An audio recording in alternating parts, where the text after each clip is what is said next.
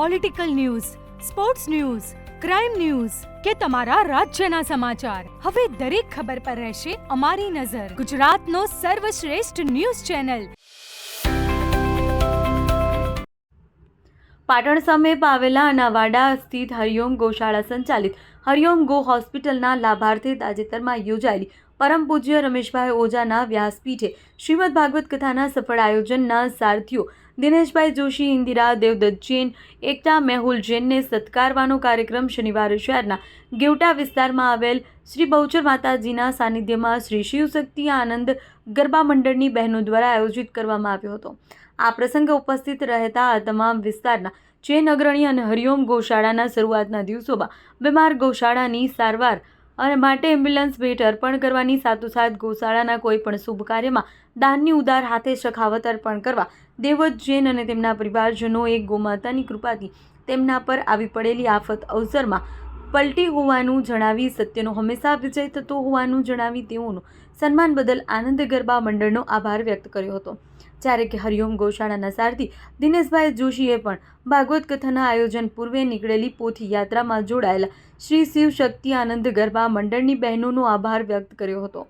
Reporter જેનેલ Patel.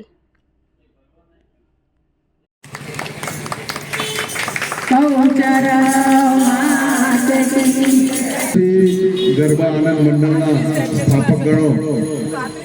Chairman ગણો કે બધાના વડીલ ગણો તેવા માનનીય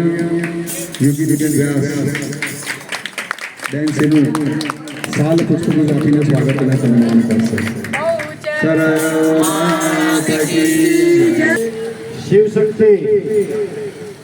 મહિલા આનંદ ગરબા મંડળ જે છે એમણે હરિઓમ ગૌશાળા હોસ્પિટલ વતી અમને અહીંયા બોલાવ્યા, અમારું જે સન્માન કર્યું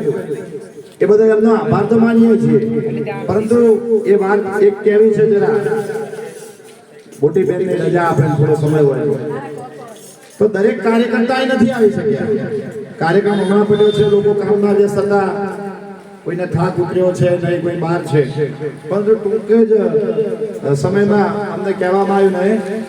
દેવદત્ત કાકાનો ફોન આવ્યો અને અહીંયા આવ્યા તો વિશેષ આનંદ એ છે કે આ કાર્યક્રમની અંદર સમગ્ર પાટણ અને પાટણ આજુબાજુના પંથકના જે ગામડા હતા દરેક કાર્યકર્તાઓએ ખૂબ જ પોતાની મહેનત, પોતાનો સમય, અર્થદાન દરેક રીતે આ ગૌ માતાના કાર્યને અને હિલવાડ ગૌ ભક્તિ મહોત્સવને સફળ બનાવેલો. આપણે કદાચ ખ્યાલ ન હોય ત્યારે એક એમ્બ્યુલન્સ લાવવાની હતી, કલાના મંદિરમાં મિટિંગ થઈ, 50,000 રૂપિયા જેવું દાન આવ્યું અને દેવદત્ત કાકાની પેઢીનું નામ ખબર પછી ખબર પડી ખરી હતા કે ભાઈ આવી એક પેઢી છે દેવદત્ત બાબુલાલ જૈન ત્યાં જઈએ એટલે ફૂલની પોંખડી કોક તો મળે, જેમાં માં જોડે જઈએ એટલે કશું ના મળે, છેલ્લે હાકર તો મળે છે એવો વિશ્વાસ કરી ત્યાં ગયા અને એમ્બ્યુલન્સની વાત કરી એટલે આખી એમ્બ્યુલન્સ કાકાએ એમણે દાનમાં લઈ આપી અને એના પછી 2 વર્ષ પછી ગૌશાળાની સ્થાપના